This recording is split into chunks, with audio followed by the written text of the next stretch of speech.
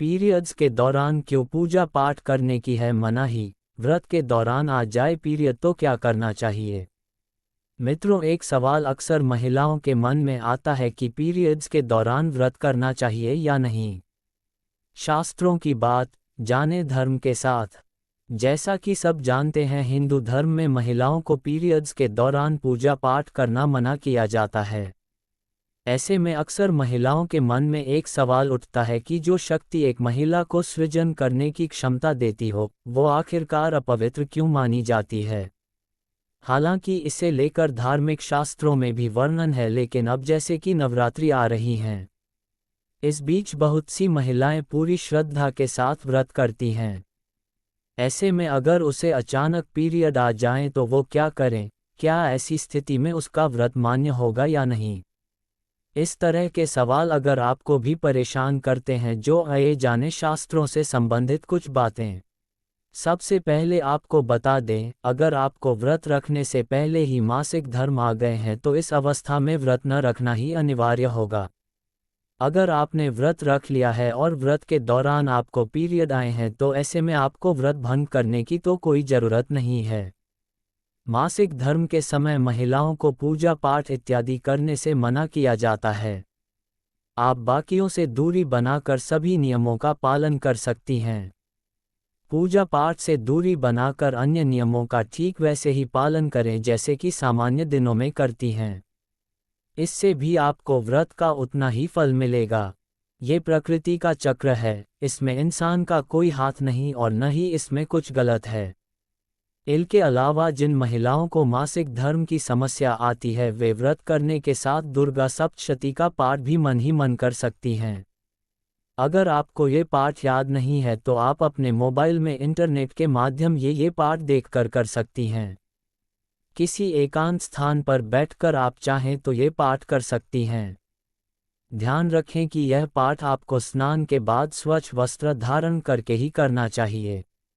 अगर आप व्रत करने का संकल्प ले चुकी हैं और आपको पहले ही पीरियड आ जाते हैं, ऐसे में स्वयं न करें। इसकी बजाय घर के किसी अन्य व्यक्ति से पूजा करवा सकती हैं। दुर्गा सप्तशती का पाठ करने और सुनने से आपको व्रत का पूर्ण फल प्राप्त होता है। किसी भी कार्य या ईश्वर के प्रति आस्था इंसान के मन और विचारों से जुड़ी होती है। शरीर तो महज एक जरिया है, इसीलिए पूरी मन और श्रद्धा से माहवारी के दिनों में भी आप अपनी परंपराओं को बरकरार रखकर सभी नियम कानूनों का पालन कर सकती हैं। ये हैं धार्मिक कारण। हिंदू धर्म में ऐसी मान्यता है कि पीरियड्स के दौरान महिला द्वारा तुलसी में जल डालने से तुलसी का पौधा सूख जाता है, क्योंकि इस समय महिलाओं के शरीर में ऊर्जा का संचार अधिक होता है। इस ऊर्जा को भगवान सहन नहीं कर पाते, इसलिए पीरियड्स के दौरान पूजा पाठ करना या मंदिर जाना वर्जित है। पीरियड्स के इतने दिन बाद करें पूजा। पीरियड्स के 5वें दिन आप बालों को धोकर पूजा पाठ कर सकती हैं। कई महिलाओं को 7 दिनों तक भी पीरियड्स होते हैं। ऐसी स्थिति में भी आप 5वें दिन बालों को धोकर पूजा पाठ के में शामिल हो सकती हैं। जानिए पीरियड्स के दौरान पूजा की मनाही क्यों। पुराने समय में जो भी मान्यताएं बनाई गई हैं, उनके पीछे कोई न कोई वैज्ञानिक तथ्य था, लेकिन उस तथ्य को न तो समझने का प्रयास किया गया और न ही समझाया गया, इसलिए वो मान्यता अंधविश्वास और कुप्रथा में बदल गई। पीरियड्स के दौरान पूजा पाठ न करने के पीछे वजह यह है कि पुराने समय में पूजा पद्धति मंत्रोच्चार के बिना पूरी नहीं होती थी। इसके अलावा बड़े बड़े अनुष्ठान किए जाते थे जिसमें काफ़ी समय और ऊर्जा खर्च होती थी। मंत्रोच्चार को पूरी शुद्धता के साथ किया जाता था।